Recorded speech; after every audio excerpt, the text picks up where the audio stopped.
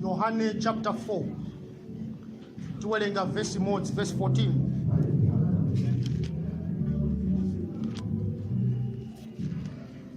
Yohane chapter 4 verse 14.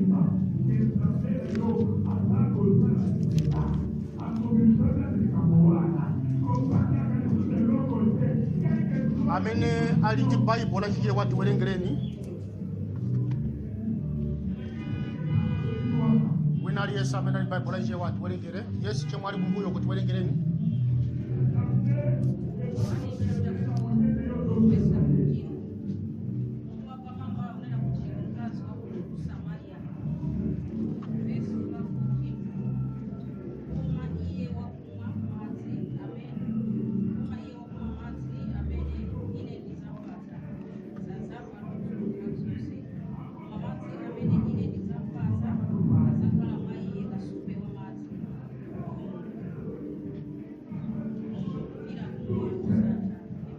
Amen.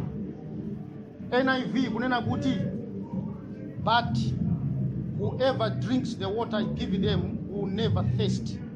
Indeed, the water I give them will become in them a spring of water welling up to eternal life. Hallelujah. Tikupitiliza chiphunzitso chimene tinayamba mawiki apitawo, ndipo lero tufuna tibalisitse understanding Trinity and mysteries of heaven. Kumvetsetsa utatu wa Mulungu komanso zisisi zakumwamba. Ndiye amene tikuona kuti tili kutali tikhoza kusendera kufupi, ndicholinga chona kuti timvane bwinobwino. Amene tikuona kuti sitingathe kumvetsetsa kutali takhala kutali, let us move forward. Ndicholinga chona kuti tiyenderere limodzi. Tiye tisendere kufupi amene tili kutali.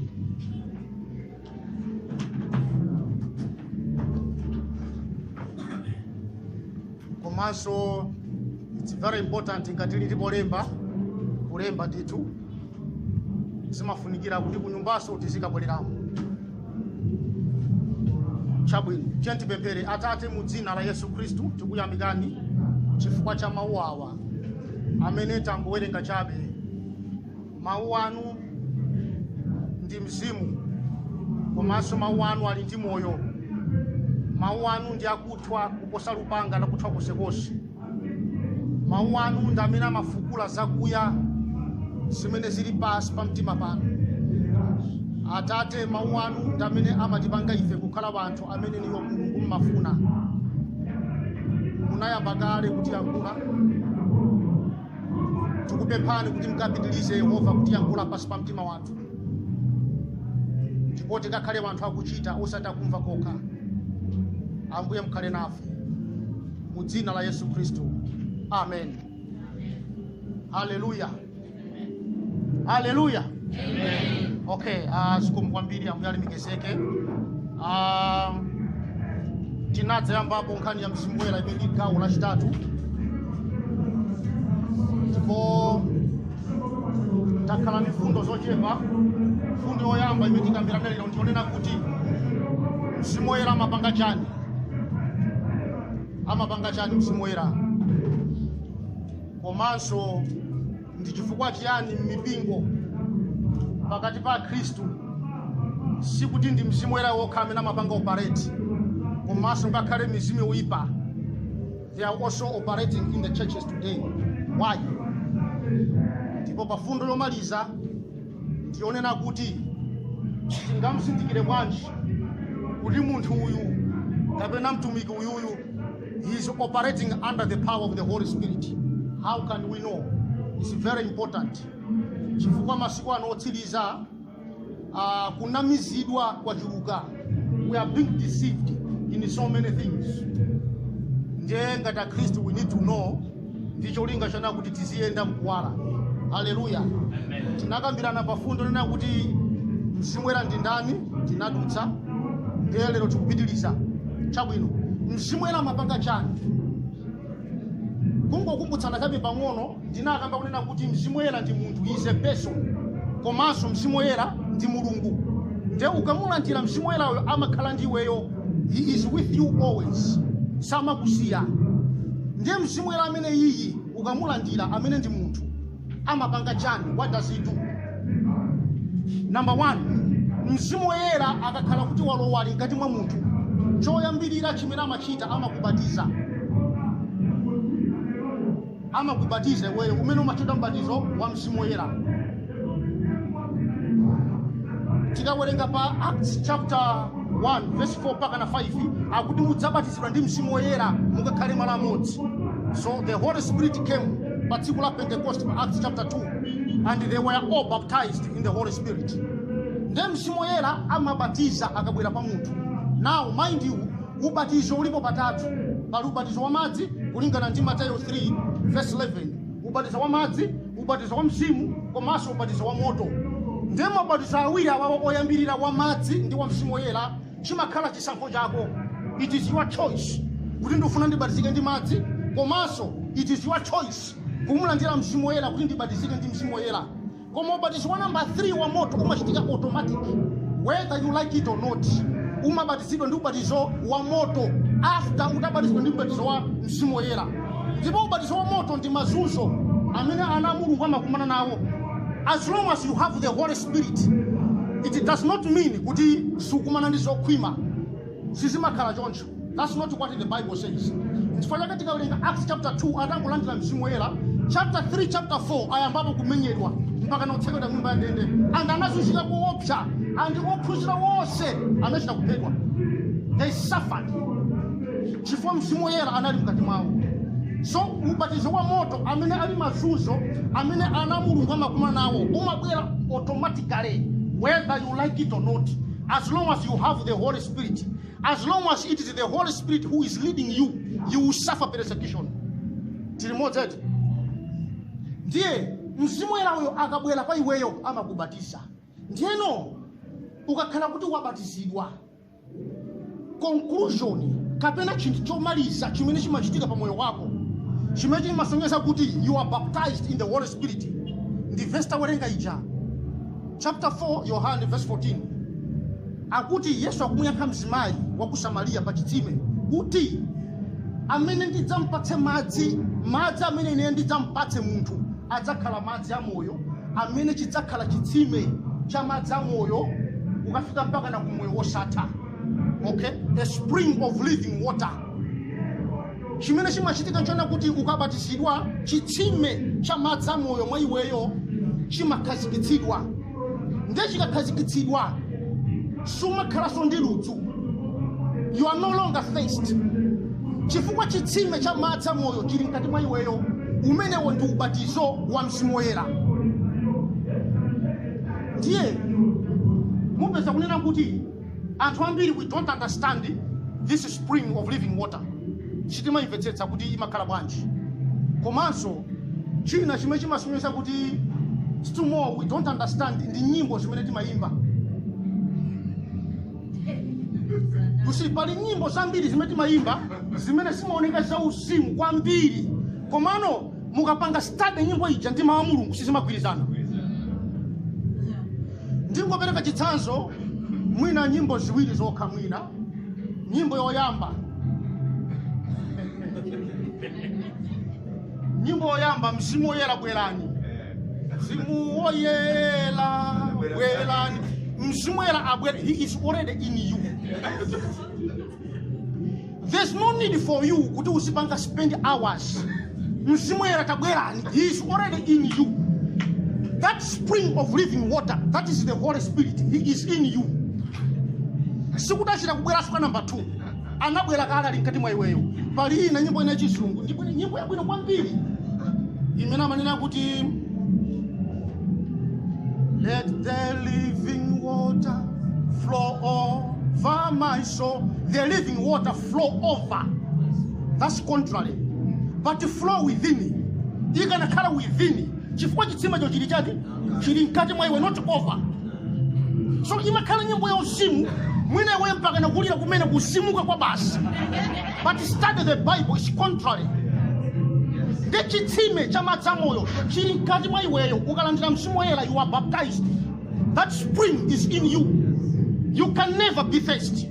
There's no way ungamapanga spend time ndikumamwita naso kuti mbwereso. There's no such thing. You just activate what is already inside you. Hallelujah. The choyamba msimuela amakubatiza. Cha number 2. Chimene msimuela amachita, he carries the presence of the Father.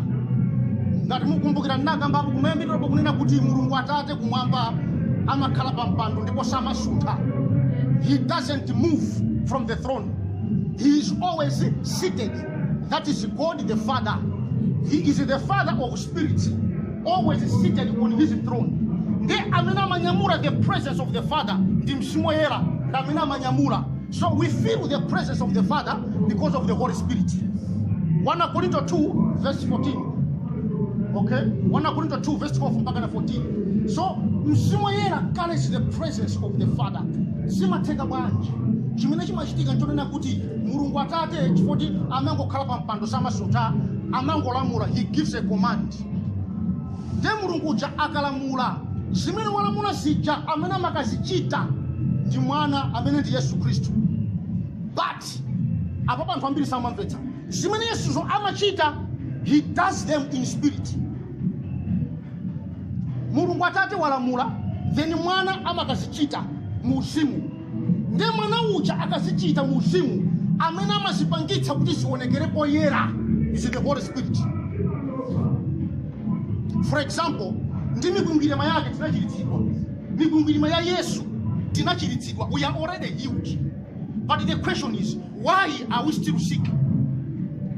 Okay, tinachiritsidwa, correct.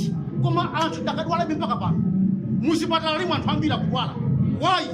Kutanthauza kuti it's the duty of the Holy Spirit to bring that healing into your body, to make it visible.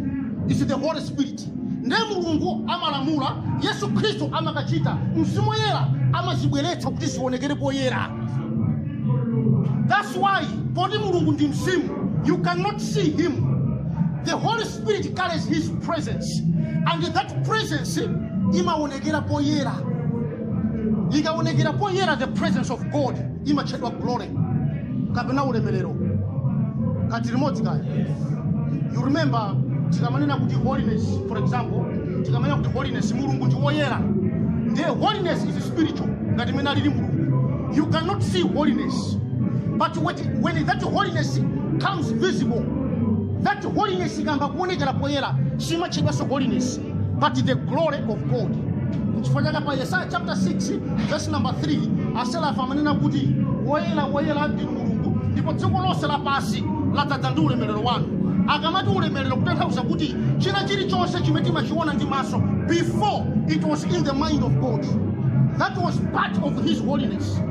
So zitaonekera poyera, it's no longer holiness, but it's the glory. So when you see the mountains, when you see the trees, when you see creation, that is the glory of the Father. Chifukwa poyamba sinali kuzimu, ndipo mzimu woyera anazibweretsa poyera. It's the glory. So it's the duty of the Holy Spirit to carry the presence of the Father. Zimene zili mu uzimu, zimene zili zobisika, amene amazinyamula ndi mzimu woyera ndi kusika poyera kuti zionekere poyera. That's why without the Holy Spirit there's no healing. Chifukwa healing yakuti ionekere poyera, you need the Holy Spirit. Without the Holy Spirit there's no miracle. Chifukwa chozizwacho kuti chionekere poyera, you need the Holy Spirit. Ngati mzimu woyera wasemphana naye, there is nothing that will happen. You are in total darkness. Hallelujah. Kati remote guy. Number 3 yet. Chimene amachita mzimu woyera amaphunzitsa. He is the great teacher. Amaphunzitsa. John chapter 14 verse 26. Mzimu woyera akatata pa inuyo, he will teach you, he will guide you, he will lead you. Nde mzimu woyera amaphunzitsa. Simatheka bwanji. How is that possible? Tikawerenga Yohane chapter 6 verse 63. Yesu akunena kuti mawu amene ndakulankhulani, they are full of spirit and life. Mawu Mulungu ndi wodzala ndi mzimu komanso ndi moyo wosatha. Ndichifuna kuti mawu Mulungu ali ndi mzimu kapena ndi wodzala ndi mzimu. Nchifukwa chake mzimu woyerayo akamaphunzitsa, munthu amatha kumvetsetsa. Unless the Holy Spirit teaches you, you will never understand anything. Chifukwa chake timene kuti sinkhondo simphamvu koma mzimu wa Mulungu. Whatever I'm telling you, If the Holy Spirit is not involved, you cannot understand. It's not possible. So he's the great teacher. He knows how to teach you. Kati remote. Number 4. Mzimu yera akabwera pa mtu. Cha number 4 chibina machita. Amapereka anointing kudzoza. He brings anointing in your life. Mzozo. Je ababa munivetsetse ndikhalitsapo pang'ono. Because I want to emphasize something. For kumapeta kuti kambirana zonena kuti chifukwa chani mipingo there's too much confusion. Okay? Mipingo muli ma brand there's drama in so many churches nowadays. Chimodzi mwa china chimene nditakambe ababa. Mzimu yera akabwera pa munthu. He brings anointing. Ndiye that anointing ikabwera pa munthu. Mind you, take note. Amena madzoza is the Holy Spirit. There's only one spirit. Amene ndi mzimu yera amene amabweretsa mzozo. Palibenso mzimu wina umene umadzoza. Ngati uli mzimu wina ndoti mzozo umene usonjokera kwa Mulungu. But it's only the Holy Spirit that brings anointing in your life. Ndiyeno chikho chimene amanyamulamo mzozo chimakhala chimodzi. For example, mine lili bodo lili ndi chikho chimene mzimu wera amanyamula. Ndiyeno chikho ichi muli mafuta. Mafuta awa akuchoka mchikho chimodzi. Sikuti zikho zilipo ziwiri. It's only one. Ndiye mafuta aja ali mchikho. Ndiye akakuthira akakudzoza. For example, akuthira pamutu. Akakuthira pamutu, mafuta aja amagawikana. Ena amatsikira kumaso, ena amatsikira kumbuyo. Ena akabwera mmakutumu. Koma mafuta wanda amodzi anachoka chikho chimodzi. Kati limodzi kana. Kutanthauza kuti mzimu wera akakudzoza. Mzozo uja ukafika pa iweyo umadzipanga divide. Ndiye mzozo wina umakhala kumoyo wako wauzimu. In your spirit. 1 Yohane chapter 2 verse 24. Mzozo wina umapita the other side in your ministry, in your calling, kapena in your gift. Ndiye chimwe chitaka chona kuti that is now your Matthew chapter 1 verse 8. You shall receive power after the Holy Spirit comes upon you, and you shall be my witnesses in Galilee, Judea, and Samaria. Mutakhala mboni zanga akukamba ministry. Ndiye mzimu wina uja akakudzoza, mzozo oyamba umapita kumoyo wako uzimu, mzozo wina umapita kuchani kuutumiki wako. But it was the same anointing yangu zipanga chani divide. Ndiye chimene chimachitika ndi utumiki wako. Mzozo umene uli kuuzimu kwako sumakhala affected.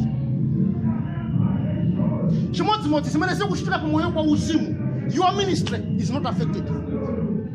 That's why it is possible mtumiki anagwa, but the ministry is still effective. Because the anointing that is operating in the ministry is different from the one in his spirit. Nchifanya kazana kuti anthu adzanena kuti etinali mini timarusa mizimu oyipa timapanga zamphamvu mdzina lanu azena kuti chokani sindikudziwani. It was true, they were doing signs and wonders, but their spirits were not right before the Lord. Ndiye chimodzimodzi chimene chimachitika ni ministry yako simapanga affect moyo kwa uzimu. Mwina ministry ikoza kuonongeka, ikoza pangidwa attack ndikubweraso back to zero.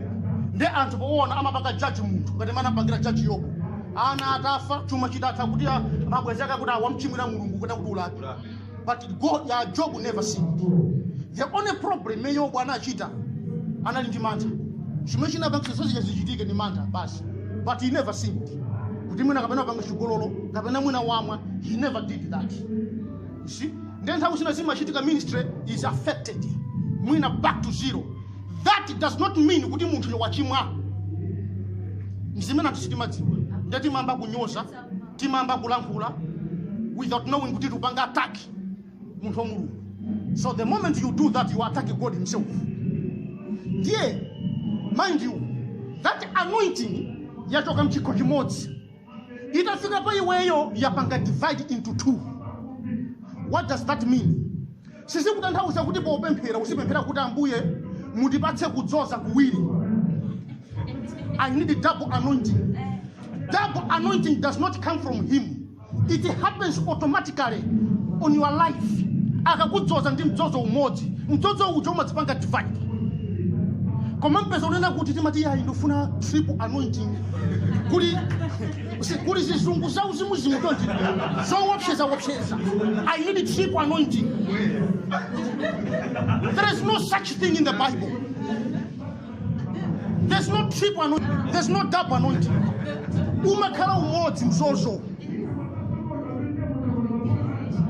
I know amalankhula pamene wefonena kuti amapangalifa ku Elia ndi Elisha. Okay, I will explain.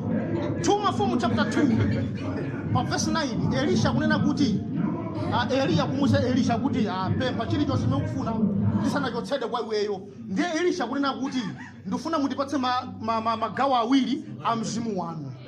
Okay, pamene anthu amapanga confuse ndiye kumakhala kukakamula mipingo kukakamula. You need a triple anointing. You need double anointing. Chimene Elia kuti muchipetse, chimene Elisha amatanthauza kuti muchipetsetse. Mubwere ku Deuteronomy chapter 21. Deuteronomy chapter 21 verse 15 mpaka na 17. Kamba za the law of double portion.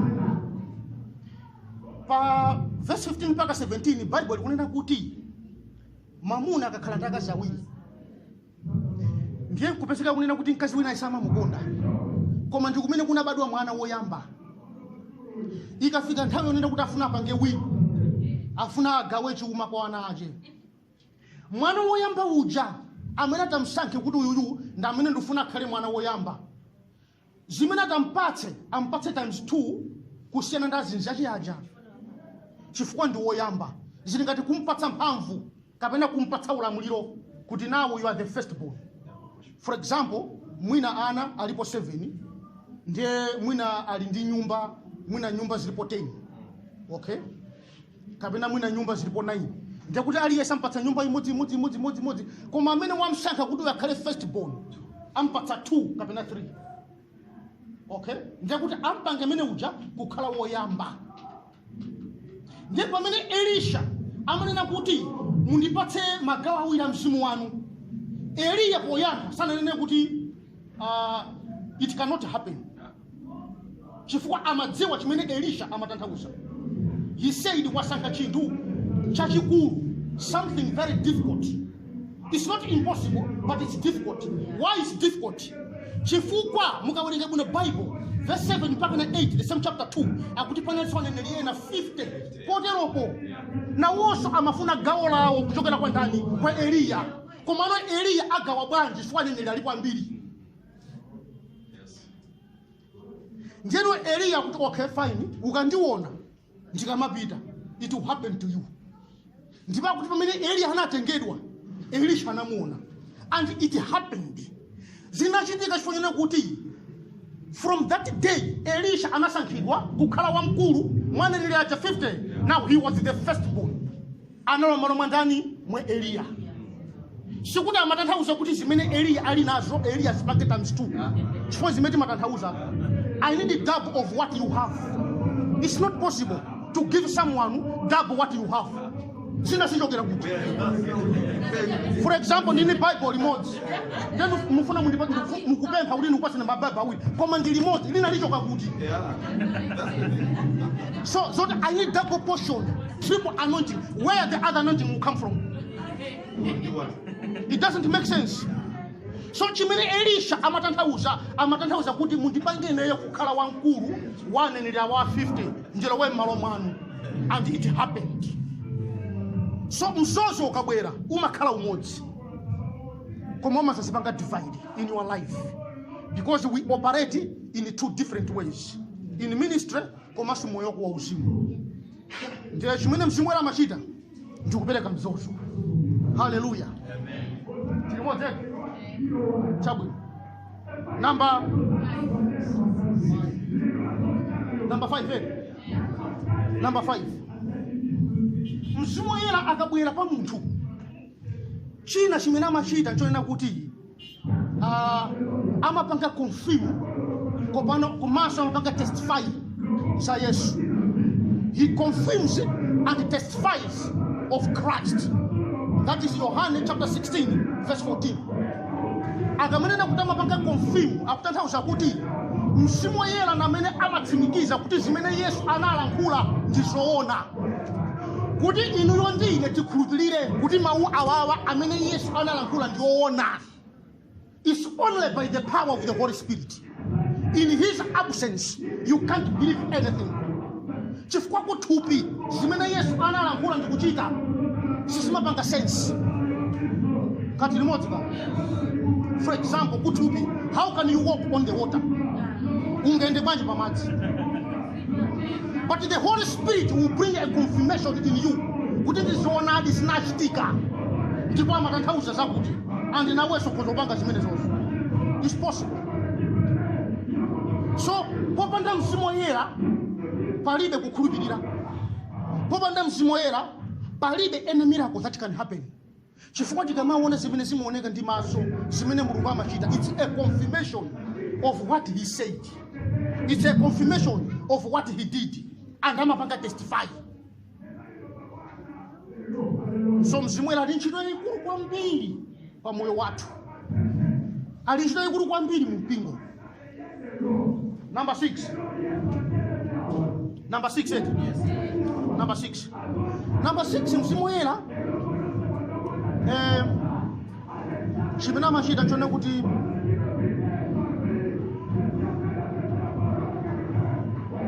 akakhala kuti wabwera pa moyo wako, after confirmation, china chimene amachita amatsutsa dziko za tchimo, amatsutsa dziko zokhudzana ndi tchimo, komanso zokhudzana ndi chiweruzo, komanso ndi chiyero. Tinganena kuti amabweretsa conviction, he brings conviction. Amalitsutsa dziko lapansi zokhudzana ndi tchimo, zokhudzana ndi tchimolo limene likuchitika pa dziko lapansi, komanso righteousness, chiyero, komanso chiweruzo. Tikawerenga Yohane chapter 16 verse 8 mpaka 11. Chimene Yesu amakamba amanena kuti mzimu woyera akadzadza pa inuyo adzatsutsa dziko lapansi za tchimo. Akamati za tchimo akutanthauza kuti dziko lapansi likamalitenga tchimo, okay, dziko lapansi, the way dziko lapansi limanonera tchimo, limatenga kuti tchimo ndi its nature. Anthu pa dziko lapansi amalitenga tchimo kuti ndi nature. Timati ya ndi nature ndi chilengedwe, you cannot stay without it. So mzimu woyera amapanga opposed because it's not true. How can you say sin is nature? Who told you? Chilengedwe, are you serious? Amana lenga chilengedwe ndani? Ndi Mulungu. So are you telling me kuti Mulungu analenga tchimo? So mzimu woyera amapanga oppose. Kuti no, it's not true. What you are thinking is not true. Komanso dziko lapansi limalitenga tchimo ngati kuti ndi moyo, is life. That's how the life ndi mene zimakhalira. It's life. No, it's not life. There's no life in sin. Chifukwa mphoto ya uchimo ndi imfa. There is only death in sin. Silibe kanti tchimo lo ndilali kulu kapena ndilali mono. As long as lili tchimo, there is death there. So mzimu woyera amapanga opposed. Komanso akuti amatsutsa dziko lapansi za chilungamo. Akamati chilungamo, righteousness, chimene chinachitika chona kuti pamene Yesu anakwera kupita kumwamba, chokha chongokwera kupita kumwamba, anatumiza mzimu woyera ndipo anabwera. Atabwera mzimu woyera sanabwere yekha. He came with righteousness. That's why timanena kuti righteousness is a gift. Romans chapter 5 verse 17, it is a gift. The presence of the Holy Spirit comes with the righteousness of God. So that righteousness, the moment you believe in him and accept him, you are declared holy.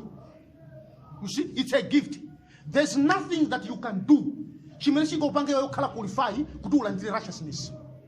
But the moment you believe in him, you are declared sinless. You are holy. So it is a gift. Then, antu pankania righteousness, pankania chilungamo, dziko pansi limona ngati ndikupusa. When you are doing the right, dziko pansi limona ngati ndikuchitira. So the Holy Spirit opposes that. It's the duty of the Holy Spirit to oppose, to know. Amina kuchita chilungamo santu wotsalira iyayi. ndi bwino ukhale munthu wotsalira, ukhale munthu ngati wopusa, koma ukhale ndi moyo wosatha, komanso ukhale masiku ambiri pa dziko lapansi. Ngati kuti usangalatse wina aliyense, mapeto wake ukataya moyo wako, wapindulapo chani? Haleluya. For honestly speaking, uchimo umamkalambitsanso munthu mwachanga. Uchimo umakalambitsa. Haleluya. Komanso auti za chiweruzo, akamati chiweruzo chimene atanthauza ntonena kuti dziko lapansi limaona ngati kuti poti Mulungu adzaweruza, nde anthu amamtenga kuti mwina Mulungu ndi woyipa kwambiri, chifukwa chani Mulungu adzaweruza. So they condemn him. Komanso ena, they don't believe kuti there is judgment. Amona ngati kuti munthu ukafa wathera bombo, there is no second life. That's what they think. So it's the duty of the Holy Spirit to tell you kuti no, ukafa kaya wafera muchimo kasi muchimo, there's another life. You will face the consequences. So it's the duty of the Holy Spirit. Hallelujah. Got remote? Number 8. Number 8. Number 7. Okay, chabu. Number 7. Number 7 ni mzimu woyera akakhala kuti wafika pa munthu amavumbulutsa zakuya za Mulungu. He reveals the deep things of God in your life. Now, those deep things of God, ndizofunikira kwambiri, because when they are revealed to you, your life is no longer the same. Ndupatse mchitsanzo. Pa Zakaria chapter 1, verse 8 mpaka 11. Bible ukamba za mahosi. Zakaria anaona mahosi 4 horses. Hosi na inali ya red, yina inali ya white, yina inali ya brown, ndipo yina inali ya black. Nde Zakaria anafusa, ndizijani zimenezi? Nde mngera namuza kuti come, I'll show you. Then panali munthu amene anakwera pa hosi ya red, anali pakatikati pa mitengo. Nde mahosi aja anapereka report kwa mngero uja amene akwera the first horse ya red, anapereka report akuti atabwera ku dziko lapansi, ndipo dziko lapansi lili pa mtendere kulibata. Okay, acha bwino zili bwino. Ndino mahosi amene waja amene Zakaria anaona, those horses are real horses. The only difference is that they have got spiritual bodies. Ndi mahosi amene Mulungu amatuma ku dziko lapansi. You remember before nadzakamba ponena kuti pa dziko lapansi Mulungu amatuma angelo, the angels amene amapanga kale activities on this planet. So in addition to angels, paliso mahosi. Mahosi amene aja amayendanso pa dziko lapansi. Chimene amapanga patrol. They patrol the earth. And after patrolling, they go back nokapereka report kwa Mulungu. Chifukwa mahosi amalankhula. You see, kumamba mahosi, animals, they talk. Pamene pano pa dziko lapansi, they don't talk because of sin. Okay? So those horses, their duty is to patrol the world. Amapanga patrol. After that, they go back to kapereka report. Then kabwera pa chapter 6. The same chapter, Zechariah chapter 6, verse 1 mpaka na 8. Akuti Zakaria anaona magaleta. Ku chapter 1 anaona mahosi, kena akaona anaona magaleta, chariots. Nde magaleta aja, wina anali wa red, wina wa black, wina wa mawanga, wina wa white. Nde Zakaria akuti kodi ndizijani hizo? Nde mngera anamuza kuti these are 4 spirits. See? What's in the statement? Akuti 4 spirits. Other versions imanena kuti mphepo zinayi. Izi ndi mphepo zinayi. Kapena 4 spirits. Ndi magaleta wawa. So I will show you what they do. Ndiba kuti kutsogolo kwa galeta kuja kunaliso mahosi aja. Hosi wa red, hosi wa black, hosi wa manga. Ndi akuti mahosi aja ananyamuka. Wina anapita kumpoto, wa white anapita kumpoto, wina anapita ku west, wina anapita ku south. Magaleta aja amayenda mapanga chani. Mind you, mahosi amene amayenda pa dziko lapansi, paliso mahosi ena amene amayendanso ndi galeta. They move around this planet. amene amapanga control these horses and the chariots is the Holy Spirit. Ndiyeno mahosi aja akamayenda, when they go back, ndi magaleta aja, they don't go back empty. Mahosi amakangopereka uthenga tapanga patrol. Zonse zili bwino kapena kuchitika zakuti. Mdziko lapansi kolono khanga ndi wavuta. Ndama pito kapereka report.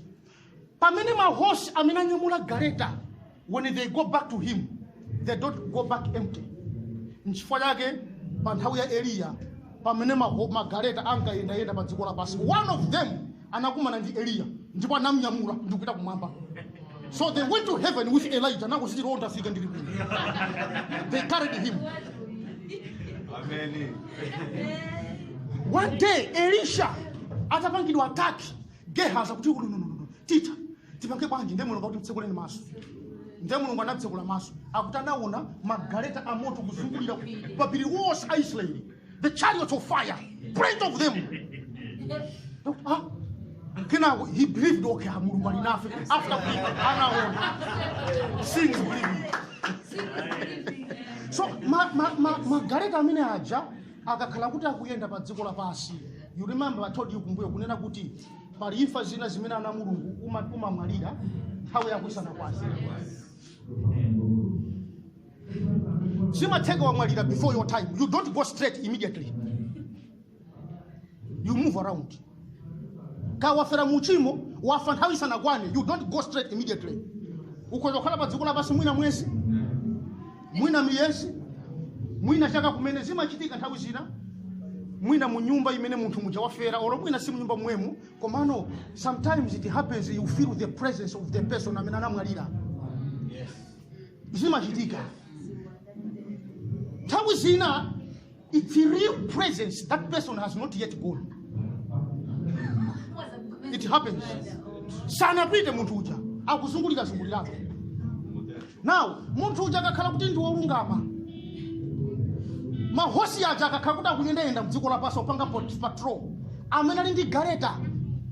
Sometimes if you are lucky kuti wakumana naye mofulumira, galeta jama kunyamula, then you go. Ukakhala kuti wafa mu nthawi yake, ndiye Mulungu amachita officially kutuma mngelo kuti kamtenge. So he comes, an angel comes. Ndikudza kutenga, ndikupita nawe. So magaleta aja amene amapanga control is the Holy Spirit. Analika mwandani mwaiwe. That's why we are not supposed to die before our time. It's not accepted. It's very wrong. Ngati Mulungu andipatsa kuti ndikhale zaka 50, ndikwanise 50 mpaka zithe zonse. Koma Mulungu akupatsa zaka 50, kupezeka unena kuti 30.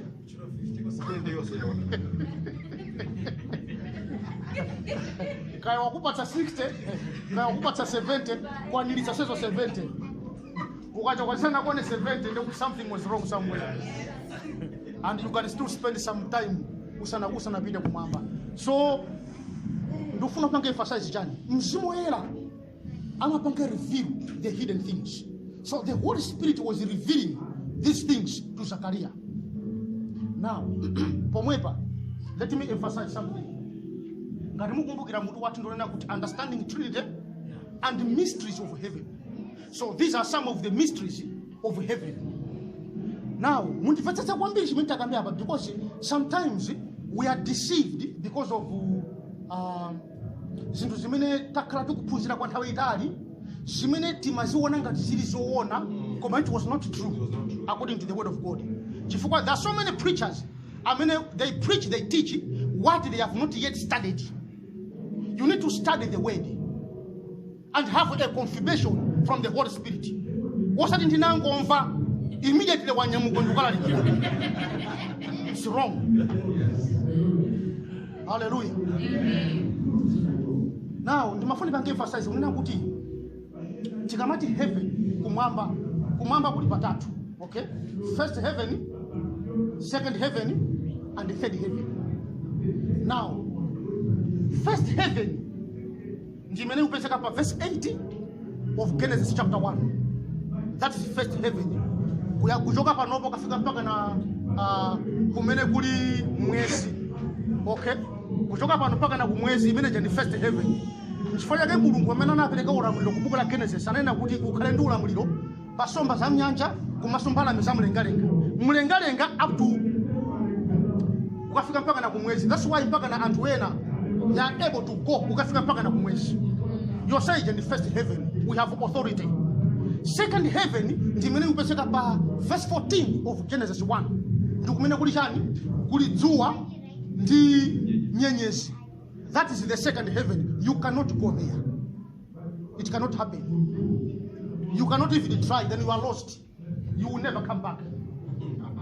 So kumene kuli ma stars, that is the second heaven. Kumene Lucifer, pamodzi ndi mithenga yake 1/3 of angels, anapanga bind, anamanga. They are there. Then the third heaven is above the stars. Kumene kwa ndimene third heaven. The third heaven ija ndi yayikulu. Ndiyeno timanena kuti ya Mulungu ali kumwamba. Fuso nona kuti kumwamba kwake kuti. Where exactly in heaven? That's the question. Ndeti kawerenga Job chapter 26 verse 7. Bible yachizunguli manena kuti he stretches the northern sky over the empty space and he hangs the earth over nothing. Kutanthauza kuti that heaven where his throne is north, anapanga stretch the north side of heaven. Ndikumena anapanga create new Jerusalem. That's why kumene kuja kumana anapanga stretch to the northern skies, there is an empty space. Kumene kuja kuli empty space kuja kuli nyenyezi imene pa dziko lapansi anthu amene amayenda pa nyanja when they need direction amaona northern star. Now they know where they are and where they are heading to. Okay? Ndiyeno that new Jerusalem ili ku north. Ku north kuja mkati mwa Jerusalem mulibe south, mulibe west, mulibe east. It's only north. Ndiye chimene mafuna kuti lipange emphasize ntonena kuti apapa mundivetsetse. Mmene ili first heaven panopo. This is a physical heaven. Tikamati physical, muli zinthu zimene si real, we can touch them, we can feel them. This is a physical heaven. So the first heaven is physical. I want to underline that word. Number 2, the second heaven, kuja kuli ma stars. That is a physical heaven. Those are real stars. Kumene Satana na mithenga kana mangidwa. It's a physical heaven. He made second heaven. Third heaven, 1 Corinthians chapter 12, verse 2 mpaka 3. Third heaven. That third heaven as well is a physical heaven. It's not spiritual. It's a physical heaven. Now, kuja kuli New Jerusalem, kumene kuli mpando wa Mulungu. That Jerusalem, it's a physical Jerusalem. Apa pamene ambiri matani? Sitima timaona ngati chiti chose spiritual. I want you to understand this. Ndofuna mundivetsetse. Now, chimwe chimachitika nchona kuti mu first heaven pano pamene anthu tili pano iti tili mu thupi la nyama. Thupi la nyama ilili, though the third heaven is also physical, this body cannot go there. I'll tell you why. Thupi lili ndi malire. 1 limatopa, kumwamba samatopa. 2 limakalamba, kumwamba kulibe old age. 3, thupi limafa. There is no death there. Komanso, thupi mmene timayendera pa dziko lapansi, the movement, the way we move. Timapanga move below the speed of light. Okay? Light travels at a speed of over 186,400 miles per second. That is light. Never first heaven, my movements are below the speed of light. But many in heaven, they move above the speed of light. So this body cannot go there.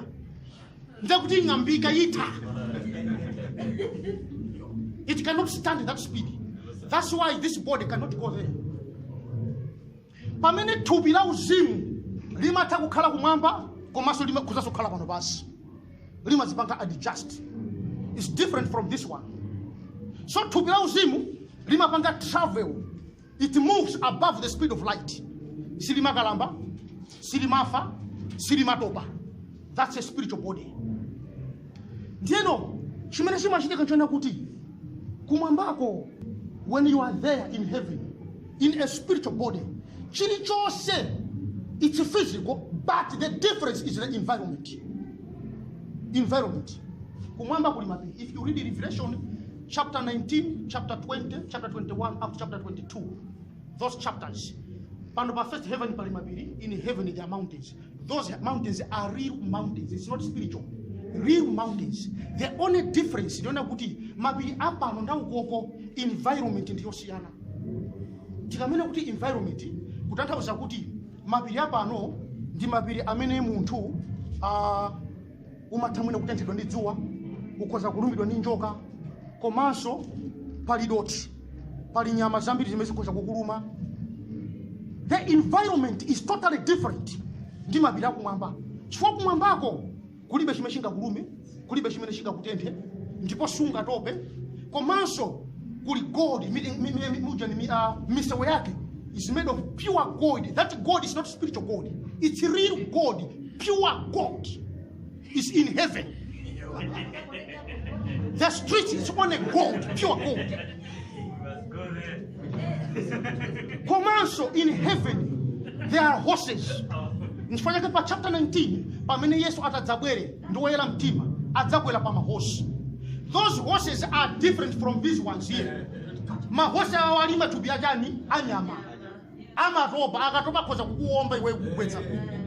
Pamene those horses have got spiritual bodies. Samatopa. They try, they move at the speed of light. Nifanyake mapanga patrol zikola pasi.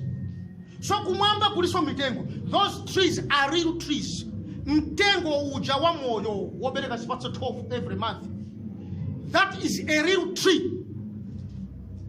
Komanso kuli mitengo ina yaka njenza. If we read chapter 15 of Revelation, mitengo yaka njenza, palm trees. They are also there in heaven. There are real trees in heaven. They are there. So munga ndakamba kaluna kuti the only difference, the environment ndiyo siyana. For this environment, imafika nyengo imene mitengo ija, imasosoka, imauma, imafuna madzi, imafuna mvula. Pamene ngoko they don't need the rain. It's always green. They don't need the sun. Semafuna dzuwa. Kuli liphika zaja kuti ngati pa dziko lapasi pamafunika dzuwa kuti chakudya chiphikide munjani. Mitengo muja, that green color imapanga jani, imaphika zakudya. Pamene kumwamba they don't need the sun. Simafuna dzuwa. Chifukwa the light of God ndimene imawala kuti. So the environment is totally different. In addition to that, keep that in mind. Zamoyo zonse zimene zili kumwamba, nyama ndoyera mtima, they have got spiritual bodies with a different environment, totally from this one. But that third heaven is a physical, kapena real heaven. It's a real heaven.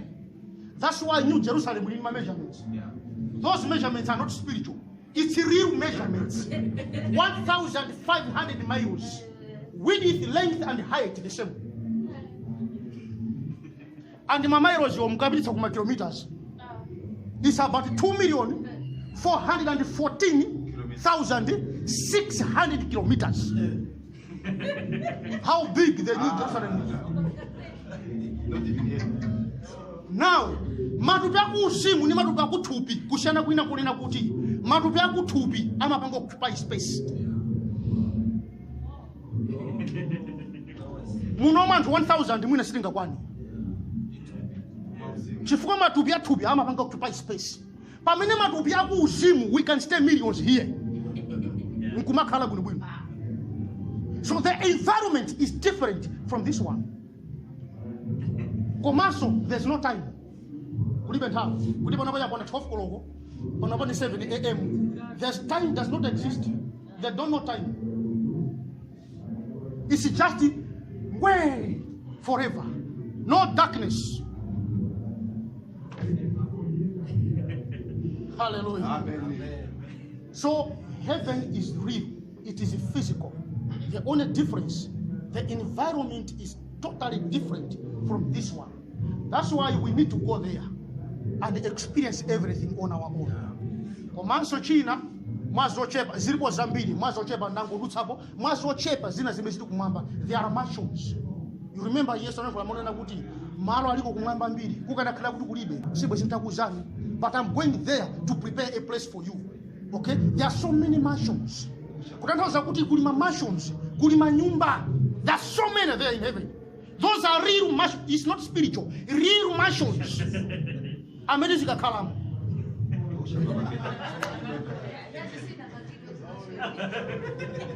Not shakes, but mansions. Hallelujah. Amen. That was number 7 kuti mzimwera mapanga chani. Now tentipite kufundo ina yonena kuti ndi chifukwa chani mipingo masiku ano when it comes to the Holy Spirit there's too much drama. Anthu amaledzera adikati kuti aledzera ndi mzimu woyera, but it's the evil spirit. There's so many things that are happening. Noma sana chifukwa chitatu.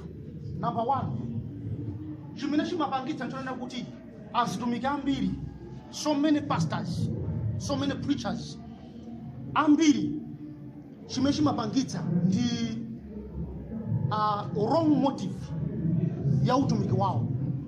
You have a wrong motive. Competition ndifanana ndi mtumiki wakuti kufuna ndalama na neso ndikhale ndi manyumba, ndikhale ndi galimoto. Ngati kuyenda pasa zitumika zako amone ngati mzozo ulibe. So wrong motive, kufuna kudziwika, kufuna chuma. The love of money is the root of all evil. Now ena amene zimene zisakakhala kuti alibe zimene amachita amakapanga concert mmodzi mwatumiki otchuka kwambiri. So if that man of God ngati mphamvu imene amagwiritsira ntchito si mzimu woyera, the moment you go there to consult that person, you are gone. Chifukwa zimene akakupatse zikakhala zonse pana. Tikawerenga Machitidwe chapter 8 verse 9 mpaka 24 akukamba za Simoni watsenga. Simoni mkulu uyu akuti anali wamatsenga, amapanga zodabwitsa kwambiri pamaso pa anthu, ndipo akuti anthu ankamtenga kuti mphamvu imali nayo ndi ya Mulungu Atate, ndi amamuopa. Ndiye anadzakumana ndi makosana, amana kumana ndi mwamuna wa mtanda. Atakumana na anyamata aja achina Petros, atakumana nawo anadabwa kuti kungosanjika manje pa munthu mzimu woyera nkubwera. Ndiye nayenso anasilira ndanamuza Petros, ndimafuna neneso mundipatseko mphamvu ya mzimu woyera ndikupatseni ndalama. Ndiye Petros akuti ndalama yako pamodzi ndi iweyo nonsenu mutayike, chifukwa wadzala ndi ululu kwa zoyipa. Ndipo anapepesa pepani kwambiri, mundipempherere kuti zimene mwanakulazi zisandichitikire. Mkulu uyu anali wamatsenga, zimene amachita ndeli mphamvu ya matsenga. They are men of God, some of them, what they use is matsenga. It's not the Holy Spirit. Matsenga ti madziwa matsenga. You can perform something here, like a miracle. Ndikumapanga pretend kuti ndi Mulungu amunapanga papa. Koma ili mphamvu ya matsenga. So if you don't have the Holy Spirit to guide you, you are gone. Hallelujah. That's why you need the Holy Spirit. So chimene chimapangitsa kuti apange atsegule khomo kwa mzimu woyipa kuti uzagwiritsira ntchito ndi wrong motive, kufuna kutchuka, ndifanane ndi wakuti. Pali mizimu ina imene imagwiritsira ntchito azitumiki ena, imatchedwa marine spirits kapena mizimu yakunyanja. Mizimu yakunyanja specifically imatchedwa mamads. Mamads ndi munthu amene amoneka half munthu komanso half somba. Though there's no physical proof yoti kwa mamads apeza munthu amene ni physical munthu komanso amene half munthu half somba, but spiritually they are demons zimene zimoneka munthu komanso somba. They are there. Those are marine spirits. Mizimu imene ija ndi ina mwa mizimu imene imapanga control azitumiki ena. Chimene chimachitika chone kuti they sleep with them, amagona nayo komanso amagwirizana kunena kuti every month azigona ndi namwali in order to increase their power. Sometimes they tell them kuti mumpingomo padeti lakuti pamwezi wakuti munthu mmodzi azifa. Ndicholinga chena kuti msilenga magazi ndikukapereka without the death of anyone in that church, ndakuti mphamvu itsika ya munthu. So tikamakhala you need to discern what is happening. Chimene kuchitika ndi chani. Ngati ungokhaliramo kuthupithupi. That's why anthu ambiri, you remember nadzakamba ponena kuti mzimu wamtsogoleri umapanga control the church. So if that spirit ngati uli mzimu wamatsenga, umene umapanga control anthu umakhala mzimu wamatsenga. So you need to be very careful when it comes to spirit. Hallelujah. Cha number 2, chimene chimapangitsa kuti mizimu ina ndimene zipanga operate mu mpingo ndi kusamva kwa munthu wamulunguja. Chifukwa mzimu era always amalankhula. You see, the Holy Spirit always speaks. Nde kusamva unkutu kumve mzimu era kukuza ichi, you are doing the opposite. Panga ichi opposite. Panga ichi opposite. Kusamva.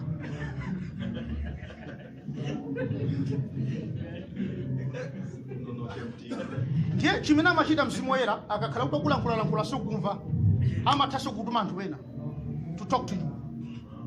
Ndewe sukumvabe. Ndiyeno step number 3 imene mzimu era before mzimu era akakhumudwa samakhululuka. That's the danger of the Holy Spirit. He is a person amathaso kuva chisoni, amakhumudwa. Now the moment wamuchimwira ndikukuchokera kuti wakhumudwa, he has left you. Never come. He doesn't come back. He doesn't. Hebrews chapter 4, Hebrews chapter 6, verse 4 mpaka na 6. Akuti kovuta kuti munthu akwezedweso amene anaulawa ubwino wake wakupemphera kenako anagwa kuchoka pamaso pa Mulungu. It's very difficult kuti akwezedweso. Chifukwa mzimu era akakhumudwa, he is gone. He doesn't come back. Chifukwa chake mpeza unena kuti anthu amene anagwapo, okay, analopemphera kwambiri kenako agwa mzimu era wachokera nde abwereramo. Kubwereramo kwawo uzimu wake is totally different from the first time. Ndochepa kwambiri amene amayakabe. Koma ambiri umakhala kuti basa anakhumudwa. Ndiye mphatso zija amangotenga ndikupatsa munthu wina. Chifukwa samazitenga kuti zake yeye. Amangosipanga transfer from you to another person. Kuti zikagwire ntchito. So nthawi zina amatha kutuma munthu kuti akulankhule ngati si ukumva chimene amachita amatuma angelo. You see, there's some other angels amaoneka ngati munthu. Angelo amene wawa, they don't have wings. Amakhola panda mapiko. Amaoneka real munthu kuti uyu munthu. Koma ali mngelo. Amabwera kudza kulankhula. Now, chimene ufuna kwamba chona kuti take note. Nthawi zina mwina tinalankhulapo ndi munthu wina, a strange person. Sitimamudziwa. It might happen kuti one of them was an angel. Zimachitika. Munthu asokumudziwa nkumacheza naye. Osaze kuti munthu ndi mngelo. Amoneka ndi munthu tumuone kuvala bwino sasabwino koma ali mngelo. Ndiye nthawi zina ukhoza kufusa kunena kuti okay chabwino. Ndiye ndingadziwa bwanji kuti munthu uyu, this is strange man. This is an angel. This is very important. Chifukwa ambiri timakumana nawo but we don't know them. So I'll give you only 3 signs. 3 signs. Kuti mudziwe kuti uyu, no, it's not a normal human being. It's an angel. Number 1, munthu wachilendo uja, he is extremely intelligent. Amakhala wazeru kwambiri. If you meet a stranger, amene wanu akudziwa china chilichonse chakumene ni umakhala kudera kwanuko, komanso he knows everything about you. Ask yourself why. You must be dealing with an angel. 2 Samuel chapter 14 verse 20. He is so intelligent. Amadziwa za kumalo kwanu kumene mukhalako. Pamudzi panu pamadziwa chilichonse. Akhoza kuuza history ya kwanu. Koma mulendo sukumudziwa. If you meet that person, take note. It's the messenger. Don't allow him to live. Asachoke. Mpaka kwa nisemi mnokweleza. Komanso 2. Amakhala wodzichepetsa kwambiri, too humble. You see, angels are powerful and intelligent, but they don't boast. They're too humble. 2 Petrus chapter 2 verse 11. Too humble. Mkampeza munthu na kuti he knows so much. Koma he's too humble. Even maonekedwe very innocent. Maonekedwe ka very innocent. You see maonekedwe hawo zina mama sunyasa kuti munthu uyu. Yes. I think unchigawe. Yes. Very innocent and very humble. you might be dealing with an angel. Number 3, amakhala, he is full of life. Tikamati full of life, he is energetic,